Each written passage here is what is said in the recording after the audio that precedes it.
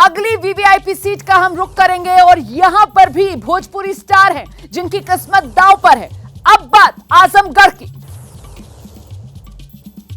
5, 4, 3, 2, 1। और लीजिए, आजमगढ़ की सीट पर लाल बत्ती जल रही है, मतलब सीट खतरे में आ गई है, मतलब यहां पर हार सकते हैं दिनेश लाल यादव। निरहुआ के नाम से मशहूर हैं। आप जानते हैं कि बाय इलेक्शन में ये सीट दिनेश लाल यादव निरहुआ ने 2022 में जीती। इससे पहले ये मुलायम परिवार की सीट के तौर पर अपनी पहचान आजमगढ़ बनाता रहा। चाहे 14 हो 19 हो, ये वो सीट है जहां पर यादव परिवार खुद जीत दर्ज करता रहा। मुलायम सिंह यादव, अखिलेश यादव इस सीट पर जीते, लेकिन 2022 का यहां जो उपचुनाव हुआ उसमें जीत दर्ज कर ली दिनेश लाल यादव ने। धर्मेंद्र यादव को हराया था और जीत का अंतर तब भी बहुत ज्यादा नहीं था, 9000 के भीतर था। और ऐसे में ये सीट खतरे में। राकेश जी, आजमगढ़ की सीट खतरे में। देखिए, अभी जो चुनाव जो अभी सर्वे हो रहा है, जो आपने किया, उसमें आपके सर्वे पर मैं सवाल नहीं कर रहा हूँ।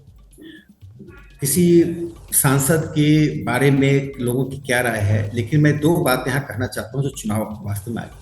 जब प्रधानमंत्री नरेंद्र मोदी जी चुनाव के लिए उतरेंगे और जब देश की पूरी परिस्थितियों का जायजा लेकर देश को एक अपना हिसाब किताब देंगे 9 साल का, 10 साल का, तब हमें लगता है कि परिस्थितियां बदलेंगी। जो अभी थोड़ी कमी किसी सीट पर आ रही है, वे प्रधानमंत्री ये मोदी मैजिक ही 2024 पे काम कर रहे हैं। मोदी मैजिक का मतलब यह है कि उन्होंने जो मोदी गारंटी दी है, अगर 11 करोड़ शौचालय की बात कही तो कही है, कोई सोच सकता था क्या कि करोड़ों लोगों को आयुष्मान योजना से 5 लाख रुपए इलाज के लिए मिलेगा?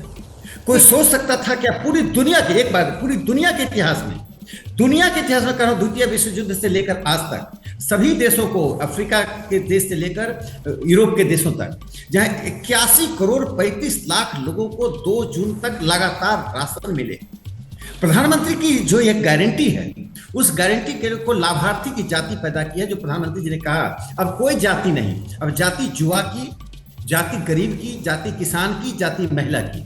यह जो प्रधानमंत्री जी ने एक सामाजिक क्रांति की बात कही है, जो लोहिया जी लेकिन राकेश जी, आप जितनी बातें गिना रहे हैं उसका फायदा फिलहाल आजमगढ़ में होता हुआ नजर नहीं आ रहा है। और नहीं भूलना चाहिए कि आजमगढ़ में चाहे 14 हो 19 हो, प्रधानमंत्री नरेंद्र मोदी ने उन चुनाव में भी यहां प्रचार किया था, लेकिन तब भी ये सीट जो है वो 14 में मुलायम सिंह यादव खुद, 19 में अखिलेश यादव जीते। आइए जरा वेस्टर्न यूपी का रुख करते हैं और वेस्टर्न यूपी की कुछ वीवीआईपी सीट, जिसमें शुरुआत पहले गाजियाबाद से करते हैं। क्या हो रहा है जनरल वीके सिंह की सीट पर? बचा पा रहे हैं या फंस रहे हैं? देखिए। 5, 4, 3, 2, 1।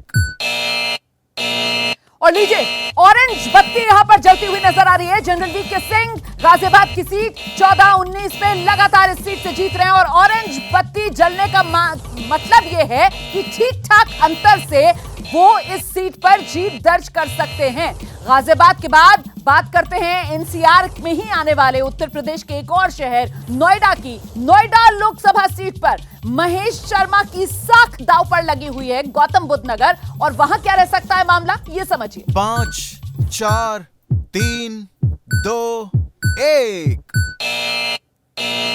महेश शर्मा बड़े अंतर से आगे। गौतम बुद्ध नगर में महेश शर्मा के लिए कोई चुनौती नहीं। गौतम बुद्ध नगर में महेश शर्मा जो लगातार 14-19 में जीत दर्ज करते रहे, 24 में भी कमोबेश उनके लिए रास्ता बिल्कुल आसान रहने वाला है।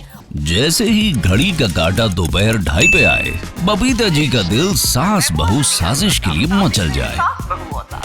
और ये है इनकी बहू, पूरे दिन ऑफिस की टेंशन हो जाए गॉन जब ये करें अपना फेवरेट शो फ्री टाइम पे ऑन।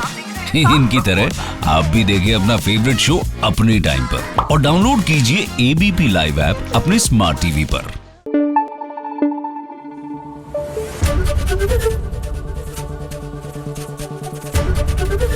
एबीपी न्यूज आपको रखे आगे।